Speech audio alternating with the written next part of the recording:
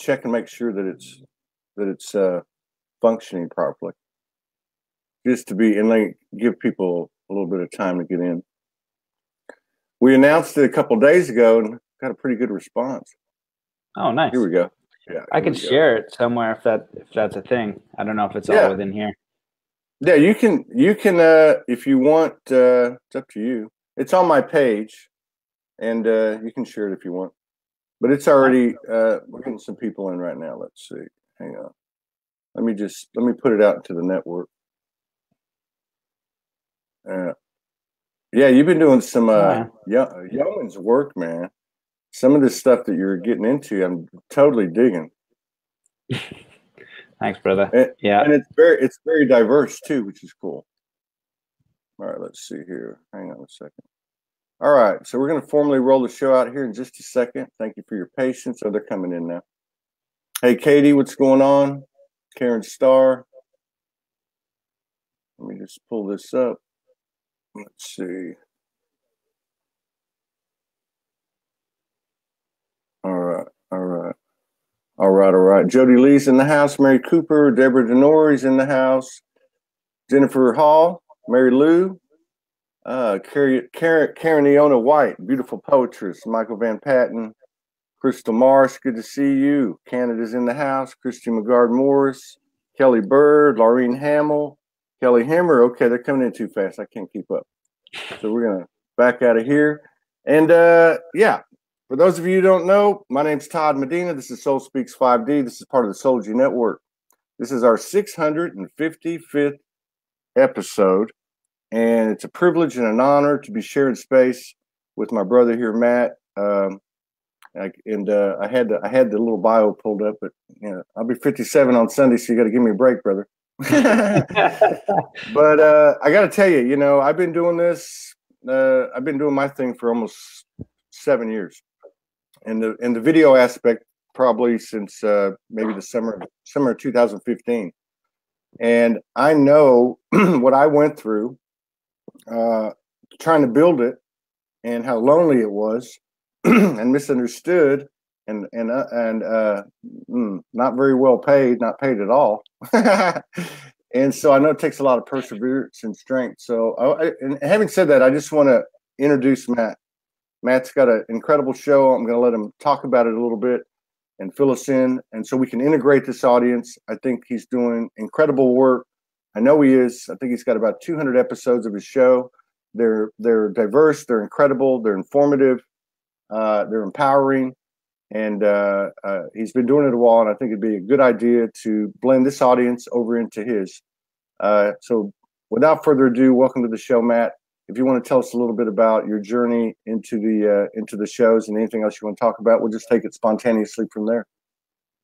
Awesome, man. Well, first of all, thank you so much for the kind words and kind introduction. Yeah, it's funny because 600 episodes is incredible. I've been doing it for about 3 years to get to, I think I'm at like 220 or something like that. And it's a tremendous amount of work. So for you to get 600, man, huge props. Yeah, for me, I always start from just being a kid and being a martial artist. My dad was a martial artist, and I was just instantly hooked on what humans are capable of, and seeing these Shaolin masters, you know, do all these things that you think are real as a kid, kick people across the room and do all these incredible things. But when I grew up a martial artist, it's mind, body, spirit. That's just what it is. You can't do these extraordinary things without having a mindset. And it's not about doing these extraordinary things so that you're super cool and you have these superpowers and you use them to, dominate over people. It's so you empower yourself and you can help others. So, I was always very curious about this, development of mind and what was possible.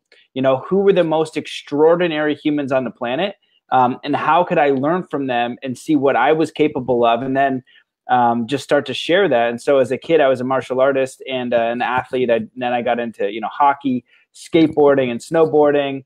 And, then life started to kick in. I didn't realize I was really strange and different than my friends until about 20, when everybody was signing up for university, which is square. You can go to university, but nobody was considering going to travel and just thinking about how to design their life. And I was like, you guys are signing up for 40 hours a week.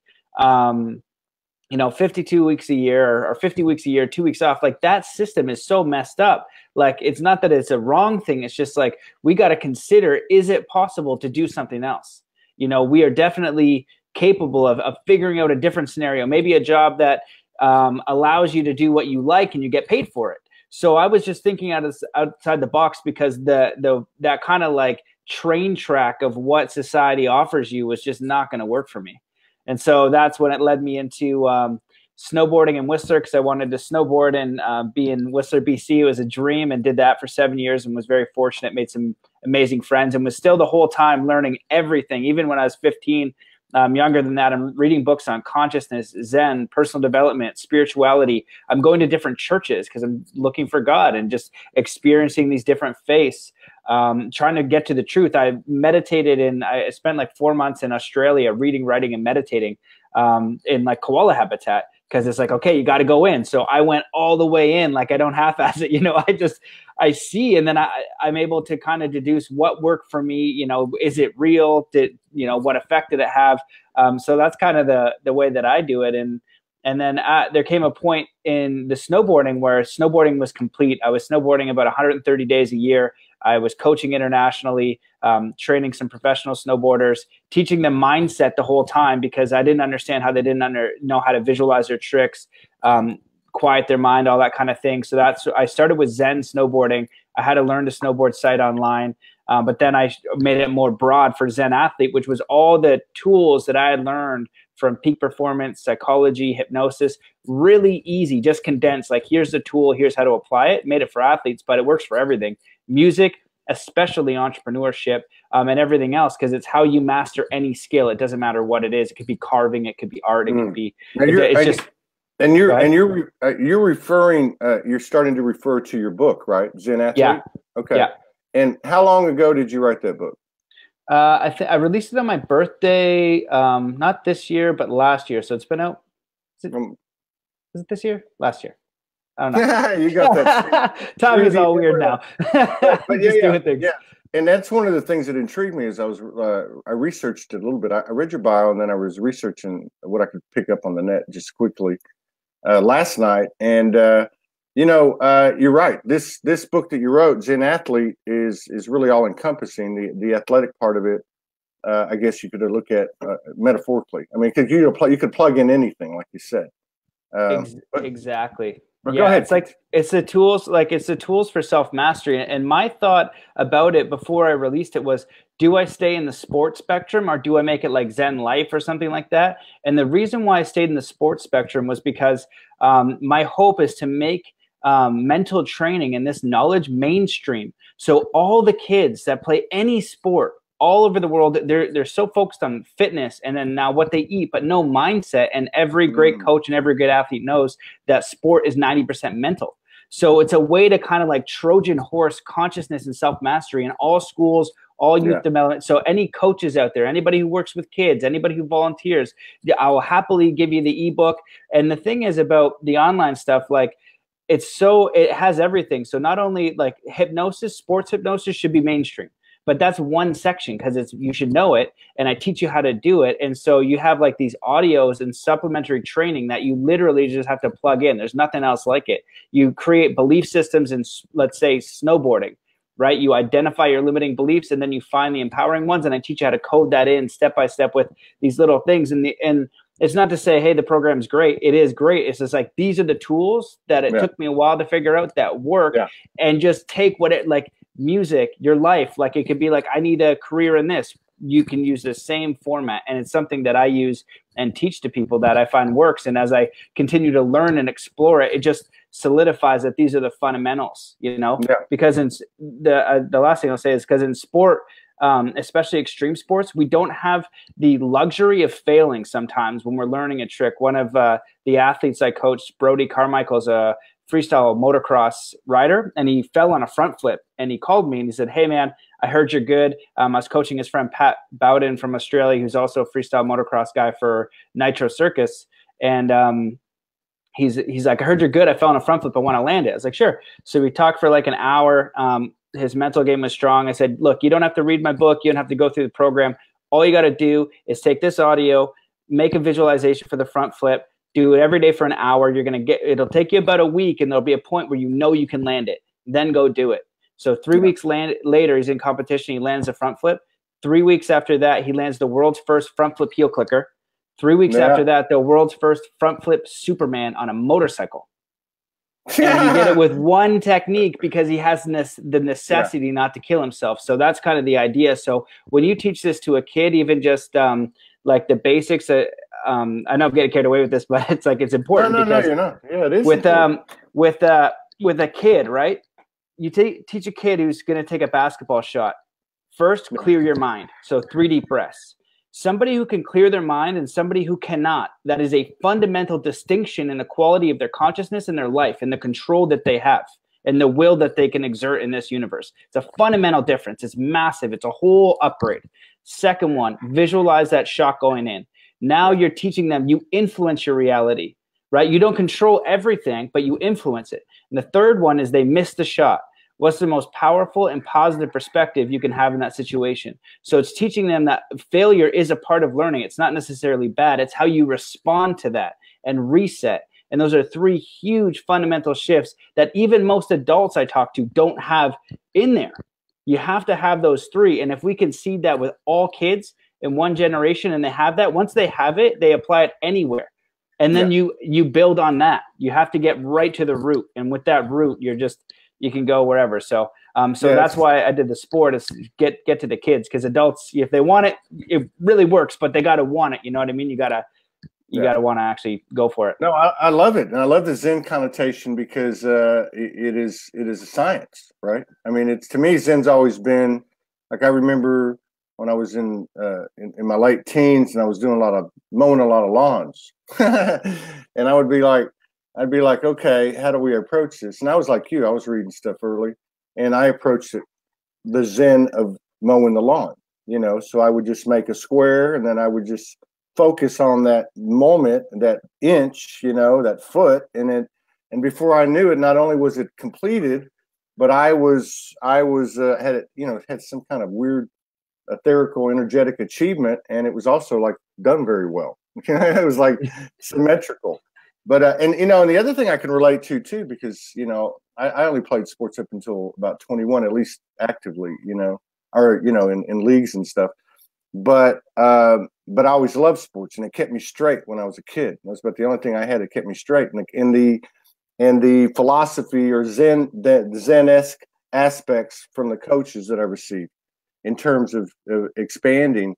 But so at night, what I'll do, I don't really watch, I'll watch a little bit of your show or some other shows like that. I do a little research, but I always go to the Kobe Bryant, the Michael Jordan, not the highlight reels, but the psychology videos where they break down. And if you look at these people, if you look at Kobe, 2,000 made shots a day. If you look at footage of Larry Bird making these impossible shots, 3,000 made shots a day. I mean, and that to me is what it's all about. And it doesn't have to be this grueling thing. If you look at your path, and I don't even have to ask you, if I look at my path over the last few years, it's just a consistent drive every single day to get up and do it again. You bring your lunch pail, you go to work, and apply these things that you're talking about. It's quite fascinating. Now you're saying that the book is available by its ebook, and is it free? Are you giving it away?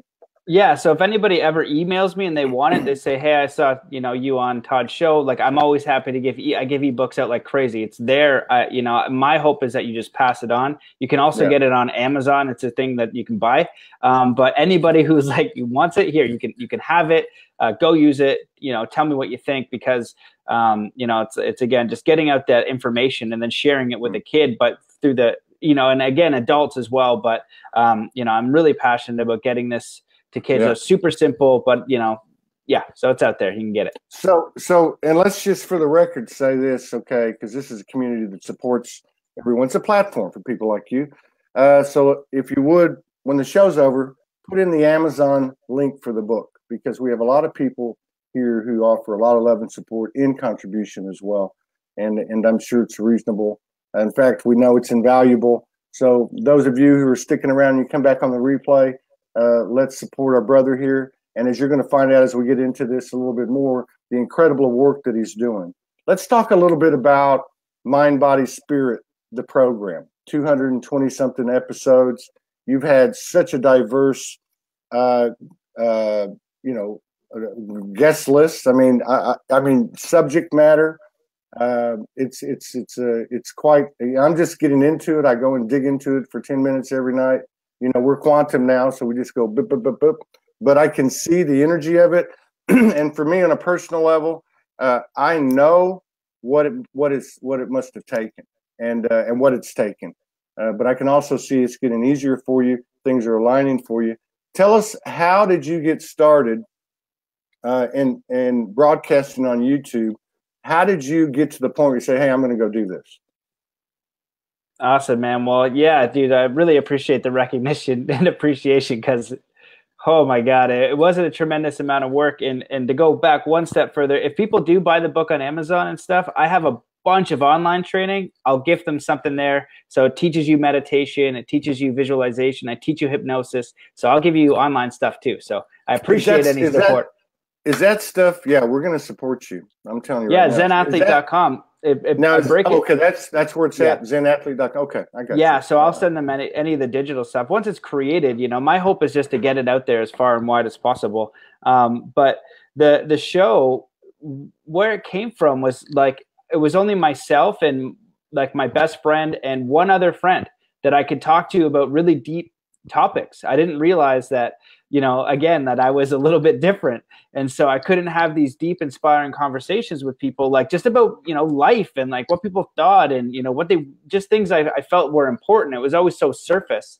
So the idea was like, oh man, like maybe we should just record these conversations us three are having or us two are having and just share them because I think that they're valuable. Yeah. And I'm always seeking these conversations.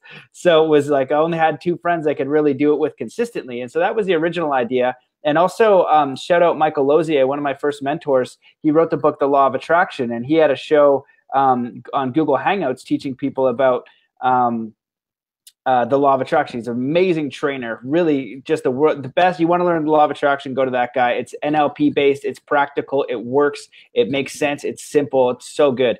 So he's like, when are you going to do a show? And I was like, I don't know. And eventually I hit up my buddy and I was like, hey, Anders, like, let's do this chat and I'm going to record it. And like, I'm going to do an interview because I don't know what the hell I'm doing. And he's like, yeah, sure. So we get that done. And then I don't even remember why, but I reached out to Don Miguel Ruiz Jr. I think I was reading the 4 Agreements again. And I was like, well, it's too hard for me to get Don Miguel, but I know his son is actually doing really great work too. And he might be accessible. I think that was my mindset. And he ended up accepting. And it was like 2 months out. And my mind didn't filter because I didn't have a show. I didn't have a website. I didn't have anything, right? I just do this podcast. So he agrees and my mind kind of blocks it and almost self-sabotages. And I wake up at 9:30 that morning, not even giving it a second thought, not putting it in my calendar and just go, oh my God, I think he accepted and it's today. I get up, I look and it's at 10 a.m.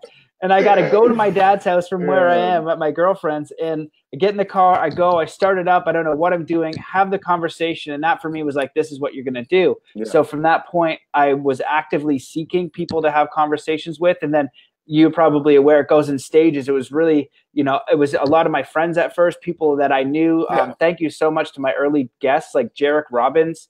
What an incredible guest, came on when I didn't have anything. Kyle Cease.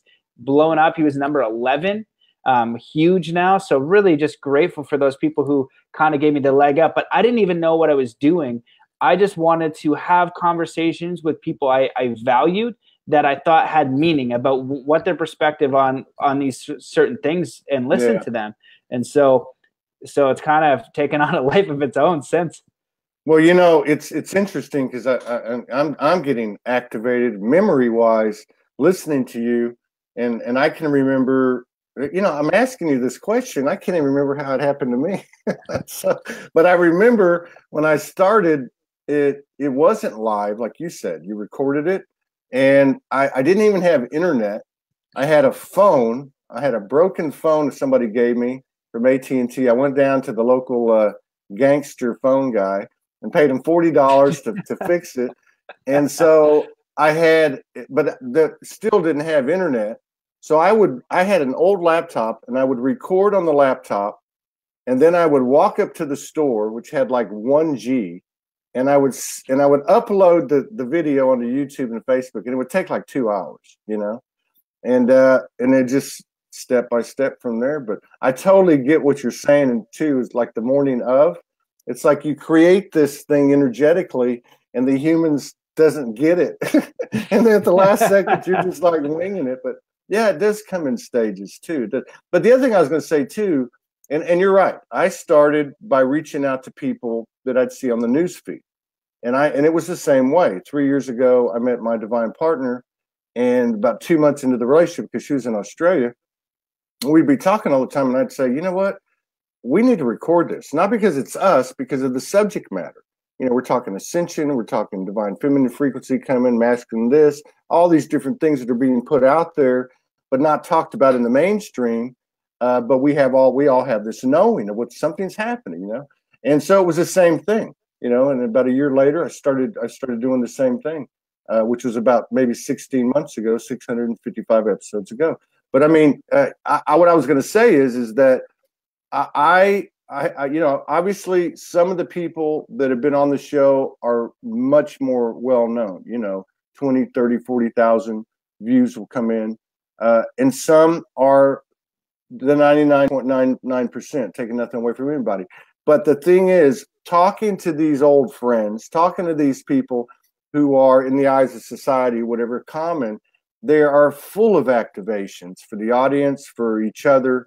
So I don't really have a preference, whether it's somebody who's well known or not. We're starting to get some better known people now, but it doesn't. I enjoy talking to everybody. I talked to a guy the other day, and I was looking at him, and I said, "Man, do you have some kind of link to the elementals in your lineage?" He says, "Dude, you're looking at an incarnated elemental," and I could just see his elf ears pop out, and you know what I mean? You know what I'm talking about? And the next thing you know, I start, and then intuitively, I just said, "Do you ever connect to Sasquatch?" And he just got this big smile on his face. He says, "How did you know? 2 weeks ago, I'm sitting there in the woods up in Idaho, and a Sasquatch comes in." But this is the new reality, though. This is it. I mean, this is the new reality. Now, in your work, you really, really get into. First of all, I noticed you go to quite a few conferences. And I'm sure you do that for a couple of reasons, to cover it and then to meet some of these people. But you really get into some deep stuff, like the Mayan stuff. I mean, the Native Americans. I don't know what are the, just so the audience knows, what is the subject matter? Summary of the stuff that you cover on your show, Mind, Body, Spirit.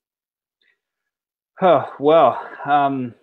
Yeah, well, I just want to make a comment on just what you said there about the common folk. I think that's important. I think that might be one thing that would be great for my show to have, is just the the everyday individual. And I've tried to get to do more interviews, like short ones with people on the street. I'm starting to just be conscious of that, because I think that every single person has infinite knowledge. That you don't need to be like a leader or a master. I just got back from the Parliament of World Religions, right? And these are supposed to be people who know God, right? They're all just regular people. Like, what makes you the best Christian? Did you memorize the Bible the best, or the best Muslim? Like, is it the amount of times you pray? Is it, why are you the one up top? Is it because you learned the books and how to do that? But when you look at, it's not a right or wrong thing. It's just an observation of, like, they're not any more closer to God than the homeless person out front. True. True. And it's just regular people. So I really commend you for doing that, because I appreciate that. And that's important. Everybody is a teacher. And so for my show, holy crap, I got one of the first top list that I became aware of was I got top 5 mind expanding podcasts on collective evolution. And I'm reading through it, and it says, nothing is too hokey or out there for this podcast. And I think I was like, it's supposed to be mind expanding. Like, we're not talking about regular accounting or something. So, I basically am just curious about everything. Like, I've got some people who are like, UFOs, ETs, John D'Souza, you were on the show, you were a great guest, sharing like these things that like we can't comprehend. So we've got way out there stuff. We've got doctors. I've got doctors. I've got, people just telling practical knowledge on there. So because there's so many episodes and they're long, I let them share. I just say, browse the titles and look through, and there's a description in them. You're going to get what you want. Also in iTunes, you can listen at 1.25, or some people actually listen at 2, and you can crush an hour podcast in half an hour. At the gym or something like that. So that's a good hack people are doing. But I've had physicist Tom Campbell on a couple of times talking about simulation theory. I've been doing a lot with my Native American elder friend, David Lombert Senepas. He's extraordinary. So I like to say I'm seeking the people on the planet who the intention was the most conscious, aware, wise, intelligent, benevolent people of service to humanity. And that can be your everyday Joe. It could be a person who runs a shelter. It's just the show's just unfolded as it has, but it's really diverse. So I would say spirituality, consciousness, mindfulness, paranormal, mind expanding. But when you listen to them, even like simulation theory comes back to like basic spiritual principles. And the idea is that this show will help you figure out more of who you are, empower you to believe in yourself, to let go of any limitation, and then have the confidence and connection with yourself and spirit to go create a life that you are inspired to do. Yeah. Yeah. And what I find in observing your work like yours, or even being involved with what I do and watching other people, any expression, the way when I received Soulogy and what it was, because, we get these downloads and they don't really come in words, and it's like adding frequencies to an ever expanding vibration. And that's what I see. It's the words are important, but it's the energy that's coming from you and your guest that's full of code and full of activations. And you're right. When it gets right down to it and you drill down, it's all about self-empowerment, self-reliance of the soul, expansion, creator, God, goddess ability, that type of thing. And I find that quite fascinating. What I'd like to ask you, because I find that as the individual goes, so goes the collective. And so behind what we're seeing is the real meat and potatoes, And in your own life, as you've been on this journey for a few years, and as you have manifested, really materialized is a better word, materialized your dreams, basically. What does that look like? How does that feel? Are you finding more alignment every single day? Is the universe reciprocating to you? Are you in superabundance? What's going on? Well, there's a lot there. Well, I can talk about the journey, and I think that for me, a lot of people and being interviewed, this is when I discovered a lot of people had an awakening experience. I didn't have that. I was just the way I was. I don't know what that means. And I was trying to deduce like what the difference was. And quite simply I was just curious about what I was capable of. And the other thing was I was curious about reality, what was going on. And I questioned a lot of things. But ultimately, I was never thinking about what I could get. It was how can I help? I saw so many problems on the planet and it just like, I remember watching the freaking, I only had 2 channels growing up, and it would always be this repetitive thing of people dying in Africa. And I was like, I don't understand how this is possible when I have this, and there's these Western countries and we can't even figure out rice. And I just calculate how much rice was. And I was like, that shouldn't be that hard to ship them rice, so they're not starving to death. It didn't compute. So then I went into war. Why do we still have war? And then obviously you go down conspiracy rabbit hole. And then I think that's part of like the awakening process of there's systems in place that aren't for your benefit. That's part of it. Right. Yeah. So it's all about how I could help. So, I found that in my journey, it's been consistent leaps of faith.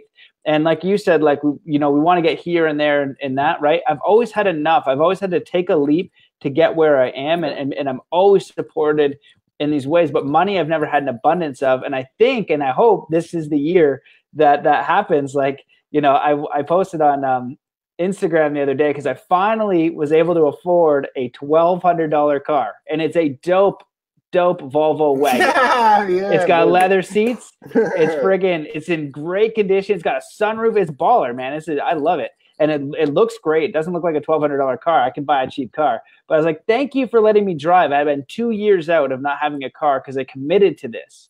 you know, full on, you know, long time ago, and was like, okay, like I'm no matter what it takes, this is what I got to do. And I'm okay without a car, and I can, you know, learning to be content. I remember training. So this summer I was able to train and learn from David Lombard Senepas, who's a Native American elder. He has a 20,000 year history. He's like this ancient martial art master. The most he has balloons in space. His story is that he spent the first 26 years of his life on the side of a mountain being taught by over 600 beings, or no, 600 elders. And some of them were apparently beings. And if you study the indigenous people, they have connection with sky people or star people. Absolutely. So I went to see if he were for real. So the first time I went, I got there and I was like, holy shit, I don't think he's kidding. So then he's like, if you want, I'll train you for the summer and I'll teach you more. And I was like, well, yeah. And I was like, how do I get there? I had, so I'm racking this up in my mind. I have nowhere. I'm starting to look at how I would rent in Maine, right? It's not cheap where I needed to go in Portland, Maine. I couldn't afford $1,000 US. That's like $1,400, right? The podcast pays nothing. I get a few bucks from coaching, so no income is coming in anywhere. And I got to find a place and get there. So I took out a loan a couple of years ago for like 27 grand. That's been gone for a while. But I got $5,000 on a credit card, right? And I'm up to $3,000, and I book my ticket, and that's almost a $4,000. And I get to Maine and I find a place that's free. Like I knew it, the place had come up and I was able to get it for free. So thank you so much, Berta and Ken. You guys are amazing. You always have my deepest gratitude for you guys. But they said, if you can get here, here's a space. Got a free house and a space in a beautiful farmhouse. Took the plunge. Then I got, you know, a bunch of money rolled in and was able to clear that $5,000 on the credit card, and it worked out. And, you know, so like I was taken care of. And I remember biking an hour in the rain to train 2 hours of Shokai with the Native American elder to bike an hour home. And I'm sitting there and I am pissed. And I was just like, why am I 34 and I'm on a mother effing bicycle? Trying to train and help. And I had this deep, and I was thinking there's a point to it, because I was thinking to myself, I was like, why am I not being helped? Why am I not finding it? Like, do I need to go into, and I always like thinking this in my mind. I was like, I'll go take a regular job. Like I can make money. I know how, but there's, you know, it's not inspiring. But then I had this huge realization, was like, you know, why isn't anyone helping? And then then it goes, you are the help. And I was like, oh shit. I was like, it's not supposed to be easy. It's your own process, whatever the scenario is. And if you think about it, I'm healthy. I got a sweet bike. I got a roof over my head. I got food. What can I be content? And you got a cool tapestry on the wall. Yeah, right. And so, you know, so that's the thing. And so I think 2019 is going to be like a year of rolling into that, but it takes an immense amount of work and dedication and commitment. So go ahead. Yeah, I want to just say this, you know, 655 shows today. I knew that was a special number. And, you know, I think I've had this ability to intuitively figure out questions. I don't know what it is. I don't know what you call it, but I think it's because I'm looking for an activation myself. And what you just said to me, what you just said to all of us, I just want to stop and reiterate, because the question was answered in the story. And what I want to get across to everybody is that, you know, I can totally relate to what you just described. I mean, to the point where I'm about to just blow some tears out here. All right. And I know a lot of people that have too. And I agree with you. I believe now that there's some type of reciprocating frequency coming from the universal. All the work that we've done is coming to fruition now. And so what I want to get across to everybody, and what's so honorable and courageous, you know, on your part, is the fact that you know, you did it. That no matter what, you answered the call and you honored yourself, and therefore honored humanity and the universe. And I can relate to the same thing. I mean, 5 weeks ago, you know, I'm over on a wing and a prayer covering a goddess conference in Washington, D.C., in the thick of the matrix, literally, you know, in a paying, I got a rent car paid for, running out of time, and I'm told you're going to Hawaii. And I had just gone to Sedona and settled. I thought I was going to settle there. And you're going to Hawaii. I'm like, well, how am I going to get to Hawaii? It's the same thing. You know, that same pissed off conversation with the universe, which is really with yourself, I had for the umpteenth time. Like, what the hell? You know? And then the next thing you know, it's like, pull up your phone and just pull up your phone and check Hawaiian Airlines. Well, what? And then $400 ticket. I'm like, $400? You know? Okay. Pull the trigger. And then when I got here, the same thing happened that you're describing. A lady who had 100 friends on Facebook, one common friend with me, happened to come across me and said, hey, I've got a room, because believe me, over here, it ain't cheap. You know what I mean? She says, I got a room. It's temporary. You're welcome to come over here. Boom. You know, and this is what's happening.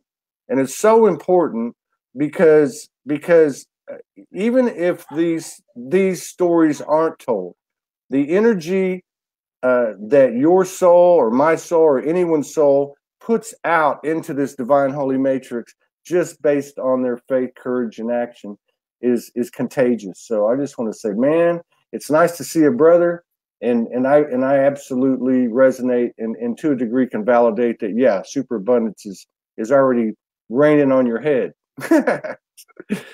Oh man, yeah. Well, I appreciate you sharing that story. And I think that from what I've learned from people, let's say crossing the river, whether you have to, you want a new job or you want a new career or whatever, there's going to be like a letting go point. You know, when I snowboard, there's a point where I go into the air, I leave the ground and I'm in the air. And whether I'm going to do a backflip or some other trick, it's this like knowledge. But what I think that's most important, I talk about it, you know, if I'm talking or if I usually am invited to speak somewhere, I usually talk about this.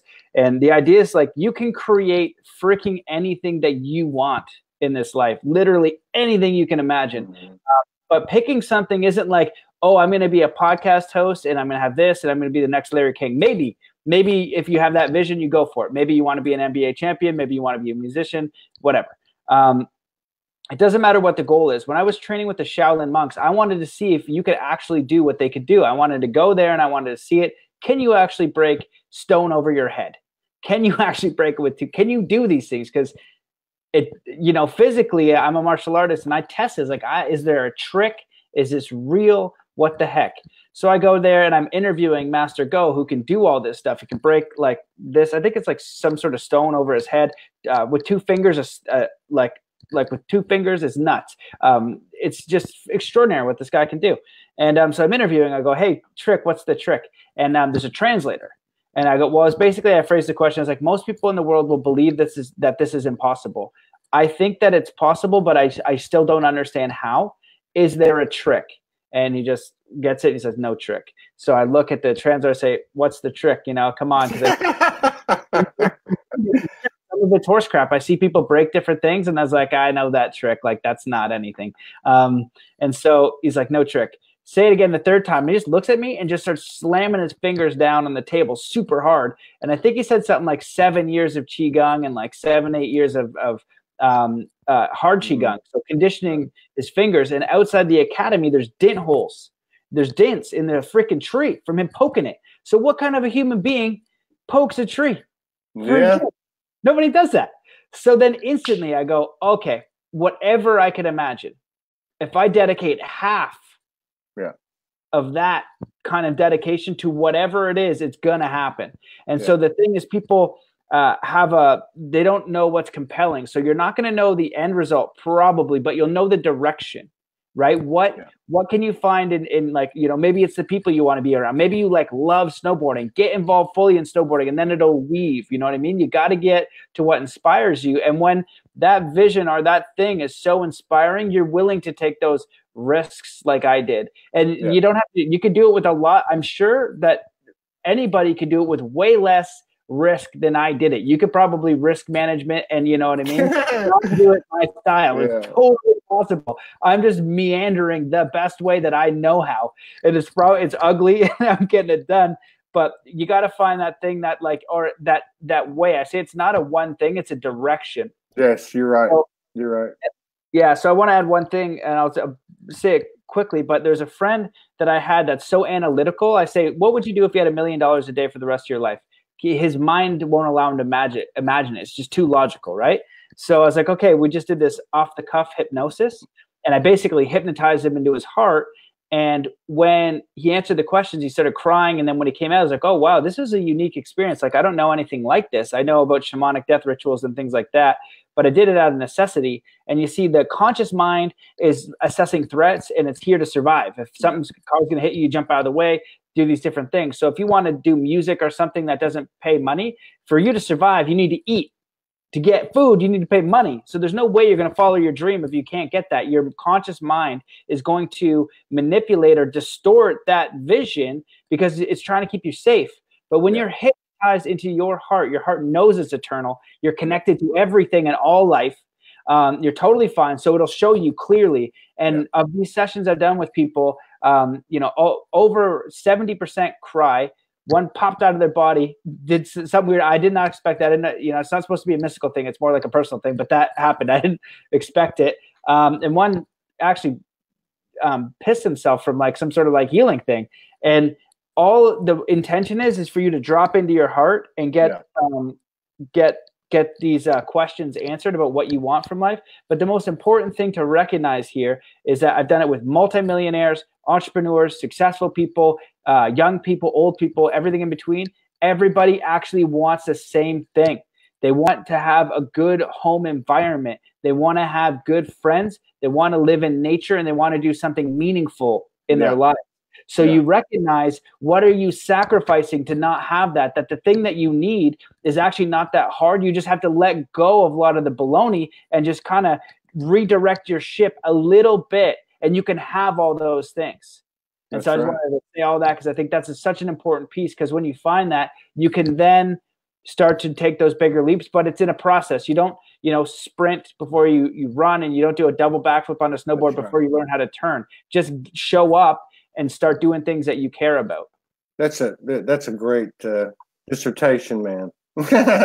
Yeah, and I just want to back you up on a couple of things too, because that's what it's all about. I think just speaking the truth, especially at this level, this conversational level full of activations. But when you talk about a trajectory, you're right. It's not, people wear that cliched adage of it's not the destination, it's the journey. But this is even different. To me, it's a spiritual inertia. It's moving unencumbered. We're starting to learn how to control that, like we're breaking a horse, and it is a trajectory, because I've many times over the last 2 years, since I really went all in, I've had people very close to me say, what the hell are you doing there? Why did you go there? And I can't tell you on a human level. I could not give a good answer. Now I think some of the evidence is starting to become palpable enough to where people can say, oh, there's some magic or whatever, success, whatever. But I couldn't describe it. All I could say is there's this energy field. It's magical. It works with me. I understand it. I can't explain it. But when it tells me to move a certain direction, I go. And it doesn't make sense. It's like, you got $250. You're in 2 foot of snow in Fort Smith, Arkansas, and you're told go to New York City, and you got $20 left in your pocket and a 36-hour bus trip you got to go on. These things, like you said, and I love the analogy too about you're going to go do a trick, and you can do all you want, all the prepping you want, but as soon as you leave the ground, this is the way I see it, and that's why I love the analogy, is you ain't got nothing to lose. Now it's time just to let go. It's like surrender to the embrace, and just like that story you told about the guy who ends up doing the Superman triple flip or whatever that was. But yeah, that's fascinating, man. That's really fascinating. And I really, I feel like we're from the same end of the, the tree of life. I don't know, maybe the same branch or stem or something. Like neighbor berries on like right? Yeah, like a pair of balls there, right? If they're big etherical balls. But yeah, this is so yeah, man. Now, are you coming to the States anytime soon? Are you covering anything over here anytime soon? What am I doing? I'm going to Guatemala for the Mayan Heart Festival. So that's my next thing. So the thing with me is like the travel, it's like this knowing is, just depends on where you want to go, right? So I just know I got to go different places. So last was the Parliament of World Religions I went to. Then I went to Disclosure Fest, and I did this both with the Native American elder, David Lone Bear. And then now I'm going to go to the Mayan Heart Festival, where it's basically a festival around having the indigenous culture reclaim their land in a way. I don't know if it's official or how deep that goes, but also doing a declaration for sovereignty for humanity, for all life.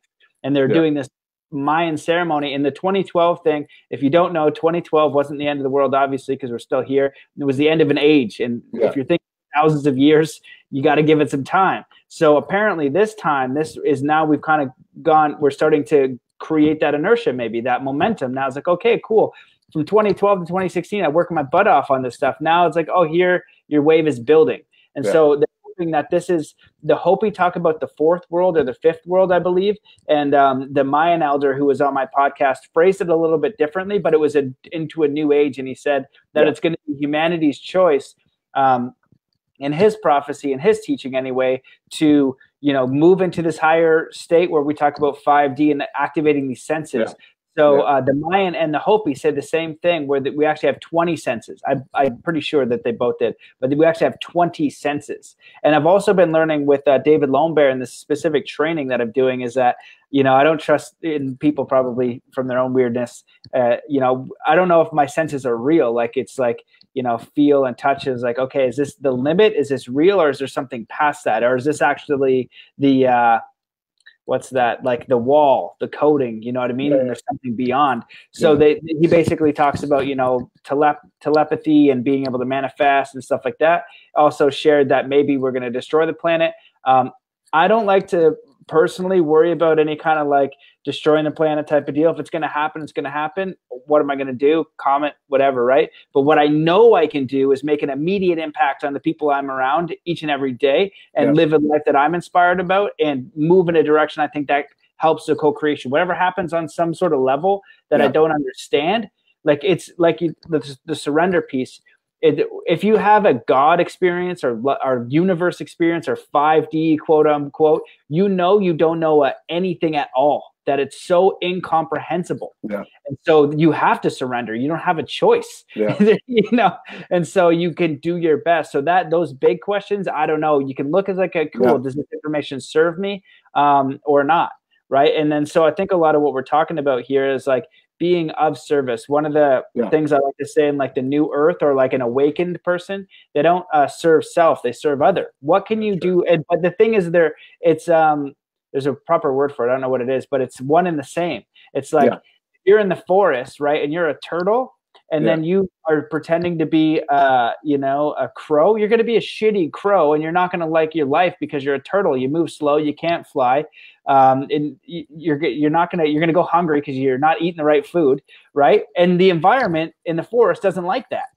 So when you become a turtle, everything that the turtle does for the entire environment is benefiting the whole. So when you figure out who you are, what lights you up, what empowers you, what makes you grow into whoever you are, that empowers the entire environment. But the most important thing, whether we're ascending, whether we're blowing up, whether Trump's in power, whether whatever, it doesn't matter. You're controlling your individual consciousness and life experience. That's exactly right. And that is the God-Goddess consciousness. And I just want to point out, too, because I forgot, another fascinating part of his story is what he was just talking about, buying this $1,200 beautiful gift of a car. And of course, I really like to use the word sacrifice because that's kind of an old vernacular from where we're coming from. But I just want to make this very, very important statement of support. This is a story of somebody who has served the collective, who has followed his inner guidance, his higher self, whatever you want to call it. And it's an incredible story to hear, to go without a car for 2-3 years and to be so thankful for this $1,200 car and to be putting your balls to the wall to go cover these events and making magic every step of the way. So I want to say again, make sure that you put your information onto the comments here. And normally normally after the shows, we put up our typical, if this show resonates, these shows resonate with you, please consider making a contribution to the Soulogy Oneness Network so we can expand to 24/7, 365 app accessible network. Today on this show, I want Matt to put his stuff up so we can support him from the Soulogy community. And if anyone does happen to send something to our PayPal and you put Matt's name on it, as we've done before on some shows, we'll forward that money to him. Okay, so let's support him. I just want to make sure we say that before we close the show out here in a few minutes. And I just want to say again, thank you for being such a shining example, for everybody. And I'm of the opinion, it's in my universe, my universal opinion, but the type of efforts that you've put out and continue to put out have incredible etherical ramifications, repercussions, not just through this earth, but through the entire universe across all dimensions. I firmly believe that from the information I've received. No one has to believe it. But regardless of that, it's nothing but good because you are serving, and you're right. When you serve the collective from that standpoint, from that higher perspective, you're simultaneously serving both sides of the equation. It's one and the same because I am you, you are me, and I don't want to sound too new age or cliche, but it's true. Yeah. Yeah, man. Well, I really, really appreciate those kind words. And I really appreciate the support. And I'll put a link for the people in there. I'll give a link for a show I recently did that gives a free copy, like an e-copy of the Heart Journey. So it's the best thing that I've ever found that helps you figure out what your life purpose is. Even if you're super direct, like if you don't know if you're going north, east, south, or west, you're going to go, oh, I'm going west. If you know you're going west, it's like 360 degrees. You're going to find 348.2. And you know what I mean? Right bang on. And that's when you know you're aligned. You know what I mean? So, like and I really appreciate like the car. And I think it's such a interesting thing for me to process because, I loved cars, and cars for me was the freedom, and I could have changed. Like I don't want people to get the impression like I went without. I was lucky. I had a beautiful experience, but in my mind, I could go back and I could have been more grateful. I could have been more content. I was doing okay, but it's this continual learning. And that's my lesson. Like no matter what I have, who I am, where I am, no matter what, can I be content today with that? And, and just knowing that that's, this serving was the highest thing for me. And, and that was, if I knew what I had to do to get a car, but I wasn't willing to divert my course. This is most important. This is taking my time. And, it's funny because I was trying to figure out like taxes and do these different things. And I needed money. I was trying to figure out if I could go to Guatemala to do this trip. And then also I was like, all I want, universe, is to go to Guatemala to help these elders and be at the event and support just a small cabin. That's like not a room in my own. Any mountain in North America, I don't care. Just I can afford it, and it's got wireless internet. And I think I just squeaked enough to get it, and I was like, "Thank you so much." It's just getting like that little bit of clarity of like what it is that you actually want, and like what are you willing to do for it. But the most important things for me are always like it's front and center. So anyway, I'll put a link for people. They can have a copy of the ebook and the guided heart journey. Because if you know where you're going, you know what I mean? It makes whatever your meaningful life is for you, then, that's your own decision. This helps you get really clear on that. So can you be content in the process? And that's what the Zen athlete, the same idea. Can you be content when you're 10 years old learning basketball or you're starting a business, right? There's always going to be something that you can get better at. There's always going to be growth. So wherever you are, just being content, fulfilled, worthy, valuable, full of love in the process, because it's always the process. I might die tomorrow. I might have died at 25 stressing about all of this podcast I imagined in my life, just be present today. Yeah. I totally resonate with everything you're saying. And it's an interesting dynamic too, to stay in touch with that vibration, that consciousness.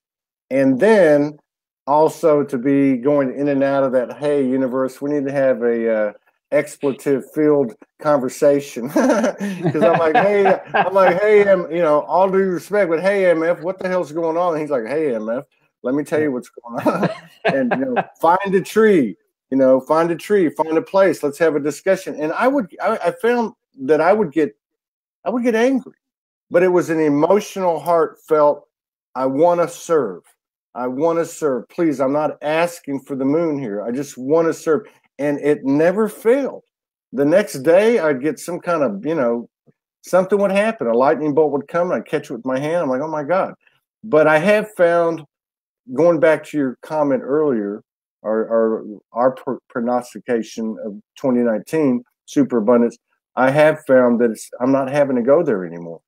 That I can just go out and find a place and say, look, here's where I'm at. Here's the State of the Union. I'm surrendering to the embrace. I trust, and I'm finding too that I can't plan too far out. Everything is just like a day or two or three or four. I mean, I'm in the place I'm in right now until the 13th. Where I'm going from the 13th, my wife will be here in 2 days. I don't know, but I'm in that energy bubble that I can't describe, that you've been in and other people are getting into as well, and serving really by the living example of their efforts, whether they're known or not, whether they broadcast or not. That energy is that, maybe that's the 6th through the 20th senses that they were talking about that affect all of us, because we do feel it. Yeah, man, I really have enjoyed this. It's an honor to serve with you. Myself and the Soulogy Network, the platform is here to support you, expand awareness for anything that you're doing at any time. Just contact me directly. I look forward to future collaborations, and I look forward to shaking your hand and giving you a hug one day in the flesh, because I have a feeling, I know that's going to happen sooner or later. And I wish you the best. And I just want to say, for everybody that's watching and watching on the replay, endless gratitude, love, respect, honor, and reverence to you. Hey, man, can I say one more thing? Yeah. Oh, well, I really appreciate being on the show. And one of the things that I learned this year that I think is the most important thing I've ever learned in spirituality is I've read a lot of books, done a lot of things, but I studied the summer with, like I said, David Lombear Senepas, who's the sage and spiritual seer and hearer of spirit for the Mi'kmaq people. He represents a lot of people, and he's like their spiritual leader. Although he would never call them that, he doesn't see himself as any kind of leader. He's super, super, super humble. He's also a scientist. Please check out his work. He's like Nikola Tesla and the Dalai Lama mixed in one. And he has pictures of him and the Dalai Lama. He met him. The Dalai Lama knew who he was. And he has moons in space. One of our podcasts, he talked about a free energy device. He says it's not free. Just when you build it, it harvests wind, and a 4-foot tall one can power your house from these ancient copper scrolls. And I went this summer to see if he's for real. I vetted his math with Robert Grant, who's a mathematician who made mathematical discoveries. So he's the one that I'm trying to help. So I'm out there talent scouting, and I haven't seen anybody like this guy, like ETs and stuff. That's all in his culture. But he's like, Atlantis wasn't a continent, it was a spaceship, and we know that. And here are schematics from some of that technology. And I'm like, this is the craziest thing I've ever heard. I was like, how can you tell me that's not true and this is true? I meet the Zuni elder Clifford Mahudi with him. Watching those two talk was the gnarliest thing I've ever heard. So I'm trying to support him.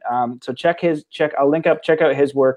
But he's definitely someone doing it. And when we're talking about what you needed from the universe getting upset, right? I'm saying he's trying to build this biodome. This is technology from these ancient copper scrolls, apparently around the time of Atlantis. The indigenous cultures, their history is 20,000 years old. Now I'm confirming what he's saying with the Mayan elder. I know a Mayan elder, I know a Zuni elder, and I know a Mi'kmaq elder. Same stuff. Same 20,000 years, there's differences. So he's trying to build this biodome that, when it's done, can do a few things, but we're create a measurable inverse magnetic field that does 200 miles. He's like, it'll be like, you would call it instant enlightenment. It would be like bunk. And he's like, all it's going to do is take out the signals that you're getting hit with and put you in a clean environment, like a magnetic field. So he's like, but it'll be palpable. And when I was in Egypt, I went in something similar. It's a square. You went in it and you could feel it, and there was nothing there. Wow. It was gnarly. And I was in the Great Pyramid in Egypt with the Resonance Science Foundation, with technology behind my head, doing all kinds of stuff. So I go out there and I see what's up. David also has balloons in space. He built them from the scrolls. They went 800,000 feet up that are monitoring a signal, and a signal's coming, and he's decoding it. And I have it on my, and he decoded it in Mi'kmaq. He said, my language is closer to dolphin than it is to human. Wow. And so we were in Sedona. So this guy's got extraordinary stuff. Check him out.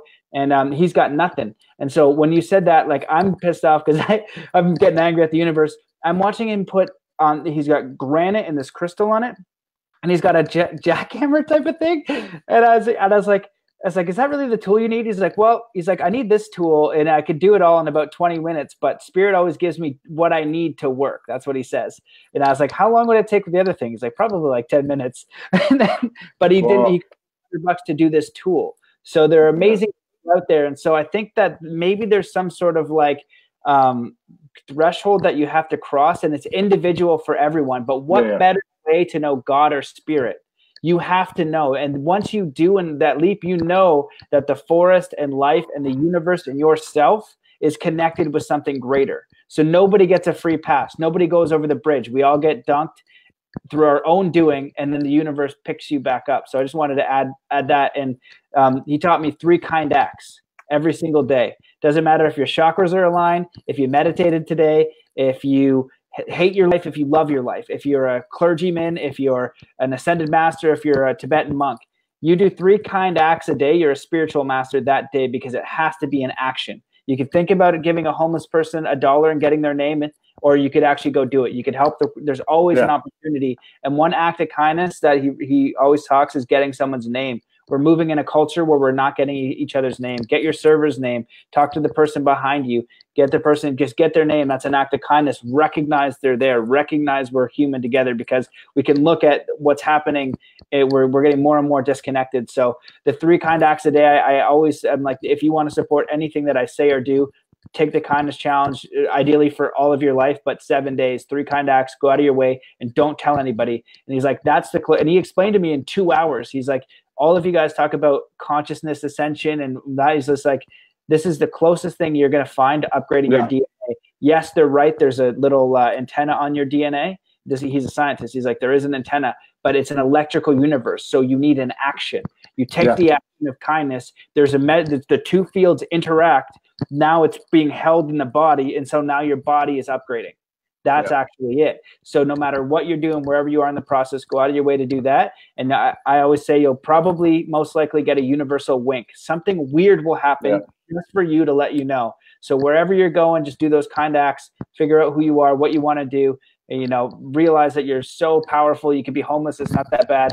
We're super powerful humans. You know what I mean? You could go, worst case scenario is homeless, right? Canada would hook me up, or I could go get a job at Tim Hortons for a bit, for like 2 years. For 10 years, I could work at Tim Hortons, work my way up. And then at year 13 or 11 and 12, then I'll go back to the podcast, and then I'll have a house. You know what I mean? It's just like, you just got to give yourself some time. You're going to be fine, so believe in yourself. So no, absolutely. No, I absolutely, again, I absolutely can back you up on that. When I went to New York a couple of years ago, and I was homeless. And in New York City, and I'm like, $2 sitting in Grand Central Station, getting up and doing soul speaks, conscious rapping to try to make a couple of bucks, right? And but ended up staying. Somebody reached out, staying in the Bronx, and so I didn't really have any money. I had no money, and but I would have $5, $10. I go down the street to the Dunkin' Donuts. I get 2 wraps for $2, and I come out.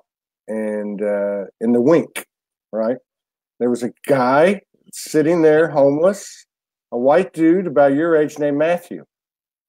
And I came out and I said, "Hey, what's up, bro?" And he's like, "I just, I'm working this Dunkin' Donuts. My wife's working the other one. We're just trying to get out of homelessness." And something said, "Hey, give him what you got," which is like $7, right? It's everything I had. So here you go. Well, I developed this relationship, this frequency with this guy.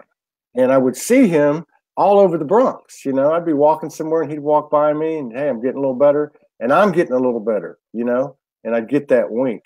And then this summer, I met Lisa Transcendence Brown, and she was telling me her journey offline about paying it forward, and introduced me to what I call 5D commerce, which is to pay it forward, and it's based on the honor system. And at that time, I adopted anything that comes into Soulogy, 30% is being paying forward. And I've watched this occur. You know, I tip when I go out somewhere, I tip 30%. You know, I mean, paying it forward in gratitude and infusing into this higher frequency that we're all creating and walking into through our efforts. Like you're talking about, like your friend's talking about, there's got to be an action tied to it. But yeah, so I totally get what you're saying. Now, where does Lone Bear? Where's he at? You said in Maine. Is that where he's at? He's in Maine. Yeah, we did some traveling together. You know, we were at Parliament of World Religions. He does a lot of traveling. He goes where he's invited, and that's why I went to. You know, he's doing important work. And when he was in Sedona, he said this a few times that the indigenous have a direct connection with star people or sky people. Yeah. You know, it's like it's in all of their history. Oh, yeah, and he's told me, and this is me deducing it over a summer. He can build stuff that's advanced. And he said his elders, he's only been here for 5 years. And I've had him on my podcast a bunch to try to figure out if he's actually serious. And the biodome you can go to. You can look on YouTube with his balloons in space. You can figure that out. He doesn't tell you everything. He's like Mr. Miyagi. But he said, you're like, why am I watching the car? You know, you know. But he's like, my elders told me I can give this technology if it's placed into peaceful community in resonance. He calls it in resonance. Nobody can own it. You can't own it. It's for everybody. And you got to help me build it. It's your culture that says I need money to go get those tools. I could just go, he could pretty much friggin' go mine it from the ground probably. So he just needs basic necessities. And so I've been helping him. We're going to do like a crowdfunding. He's got these candles, but this scrolls from what he can deduce, the stuff he's told me in private that he can build, and he has nothing. He's like, he was homeless in Maine 2 winters ago. I met him the winter after that. And I was like, how are you not being helped? I was like, are you serious? He's like, yes. I was like, this is insane. And so I went and I go all in and I'm like, okay. And I check with the people that I know. I'm not a mathematician. You can't mess with math. Google Robert Grant. He has a course on resonance science. He's a friend of mine on advanced mathematics. He vetted the math. Their conversation was like, it was nuts. And so that's a guy that, you know, for me is my #1 draft pick for humanity. You know, he's modern day Tesla, but it's not in the way we think because the native culture is not like ours. We need a community in resonance. The technology goes into the community and it's for the community and then shared for all. And right now, the only thing impeding him is he can't even he firewood is a bonus. Last year, people were bringing firewood and stuff like that. So an extraordinary person, if you go down that rabbit hole. And he did a talk with Clifford Lahudi in Sedona. It was the first time ever a Mi'kmaq and a Zuni started to share some of these teachings together. And, they talk about, their connection with sky people. And when we were in Washington, D.C. in Disclosure, he's like, you're going to get a real contact event, but it's not what you think it is. He's like, there's a lot of that stuff. He's like, a lot of what you're seeing now is entertainment. He's like, what you actually need. He's like, what they're trying to help you have is peace.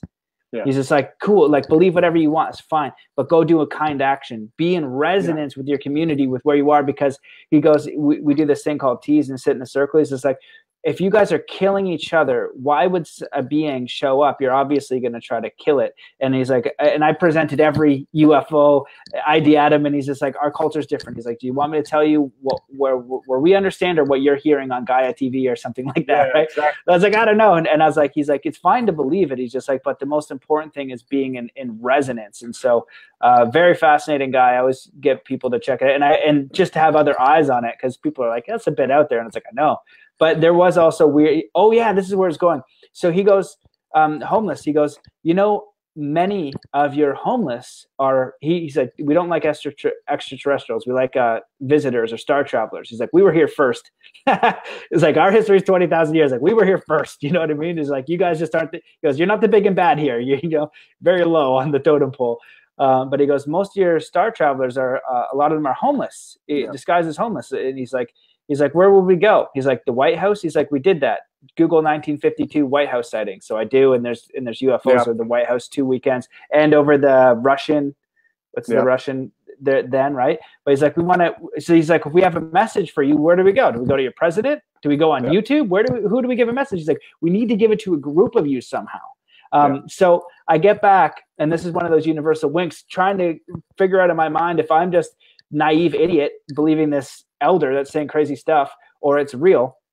I'm explaining the experience to my mom, and we go for dinner because she wanted to go to the city close by. She hadn't been to. I was like, let's go. So I take her out for lunch, and we're getting out, and I tell her about the 3 kind acts. So we're pulling out, and there's a homeless person kind of in an odd spot. It's a nicer strip, and it's quiet. It's more of a summer town. It's a homeless guy, and my mom goes, here, Matt, go give him this $20. And my mom and I, like, I don't know how she was giving homeless people, but I'd never give a homeless guy $5. It was like $1 at that perfect handoff point, and don't look at him. You know, like I'd say hello, right? But it always have to be the perfect amount of change. You know, now I'm giving out more, and then I say, hello, how are you? What's your name? You know, humanizing them. That's the most important thing, and seeing what they have to offer. And this is new. What better spiritual teaching than all the Wayne Dyer books? Like, I love Wayne Then but I'm just, you know what I mean? Then you gotta, you know, you don't need the book to go do that, right? Yeah, that's like a superior, like, read Wayne Dyer and go do the action. So that's what Lone Bear's saying, though. It's the action that counts. So my mom goes, right? Gives it. I was like, I'm not gonna do your act of kindness. You go do it. Gives the homeless guy. So she's like, pull up to him. So I pull up to him. She gets out. Mom's a little old lady. She gives him the $20, and he goes, oh, thank you very much. This is my first time in this universe. My mom just goes and looks around as if I heard it. I was just like, this is what I'm talking about. Like, this, at least you're seeing, like, this is what I'm talking about. Like, how do I, this is what I'm thinking in my mind. I was like, how do I process that? So he goes off for, like, you know, how his brother's in China and blah, blah, blah, and some other stuff. Some of it was coherent and made sense, and I had an understanding of. Some of it just seemed like jarble. And so she's like, okay, cool, we'll get his name, and we're about to drive away. And he just goes, I'm not lying. I don't doubt that a bit. You know, we just, like, say goodbye. And my mom was like, what the heck? And I was like, this is what I mean. It's like a breadcrumb. You know what I mean? And these That's universal things, whether aliens or whatever the case, it's a breadcrumb. But the meat and potatoes, and the lesson is doing kind actions, figuring out who you are and doing something to go that way, and defining reality by your own terms. It's not going to be easy, right? So all this other stuff is entertainment. I have never been on a spaceship. I've never met a Pleiadian. I've never met any of those people. But I'm not saying they're not real, and I'm not saying they're real. And what I'm saying is, even if I love that entertainment, go into it. But I'm going to be kind. We're going to figure out who I am. I'm going to make a difference here, and just expand and be open to new ideas and seek understanding, not to be right. You know, I don't know. You could be right or wrong. I don't know. You know what I mean? But that's very fascinating. Thank you for sharing your story. No, you know? I mean, yeah. I mean, you know what? I mean, here we go again. And by the way, I met Clifford in Sedona when I thought I was going to live there for about 6 weeks, which was actually a fascinating chapter in my journey, with including interdimensional beings and all kinds of stuff. But you know, a lot of people know my story. I spent most of the first 2 years walking the streets homeless, and went from traditional 3D overnight to the spirit walk. And what you're saying is very true. I started having these divine episodes or dimensional experiences, and they were with homeless people. And I was homeless, but I mean, at some level, I knew they were angels, and I broke bread with them, you know. And some people would look at them, you know, as a prostitute or a pimp or a crackhead or a meth head or just a crazy person. So I ended up learning a lot. Really, my first 2 years, for the most part, were personal experiences I had with the universe in direct communion, or with a homeless person, you know, and some amazing things happened. And there's no doubt in my mind that at the time I had no galactic mentality. And you're talking to somebody who's had visitations in my bedroom. Materialized aspects of myself is the way I'd look at it, but definitely galactic oriented. But at the time I had none. So I would have said at the time, I know I met angels on the streets. And I could tell you there was a direct link, even though I was in bad shape, as a lot of us went through trauma and stuff as we were waking up. But there was a direct link to acts of kindness. When I shared food, shared money, shared a bottle of booze, or I shared a joint, or whatever the hell it was. But like you said, when I looked at them, as a human, and the humanity connection was there, and the mutual respect and love. And oh, I'm not weird. Oh, you're talking to me, and I could tell you story after story after story. What you're saying is very true. It's very true, and it makes total sense. In the paradoxical teaching of the universe, if we would pull our head out of our asses and go to the other end of the spectrum, this is all about integrating polarities. So if you're living in a penthouse and you're, and I love what you described as here, I'm gonna swing by the homeless person, stick my hand out, drop it in his hand without looking at him. Because why? Because I don't want to be looking at that, because it makes me uncomfortable. Well, if we would go out there and integrate those two ends of the spectrum, which I did by the force of the universe, a blessing of the universe, it does bring you to the heart center, and there is some serious magic there. And I love what you said, what this guy said, and what that example that you gave, because I've met Archangel Michael on the street, and I've met Kuan Yin on the street, and I remember a guy walking up to me one time saying, and he was a young guy, probably about 25, 26, and he walks up to me and he says, I'm a prince, don't you? And I said, yeah, I do. Because for some reason, third eye, whatever you want to call it, I could see who he was. And he said, really? Do you really know? I said, yeah, dude, I know who you are. Whoa. I mean, it's real, man. It's getting real. Man, I appreciate it. It's been a hell of a show. Really good show. Fantastic. And I wish you the best, and I want to stay in touch with you, and I'll be in touch with you. Thank you for sharing your stories and your energy and activations and soul codes with everybody. And I look forward to collaborating with you. I know we will. And if you need anything, let me know. Awesome, man. Thank you so much for having me. Big hugs and love to everybody out there. Peace, brother. Thank you. All right, man. Peace out. Take care, brother. Yeah. All right. See you later.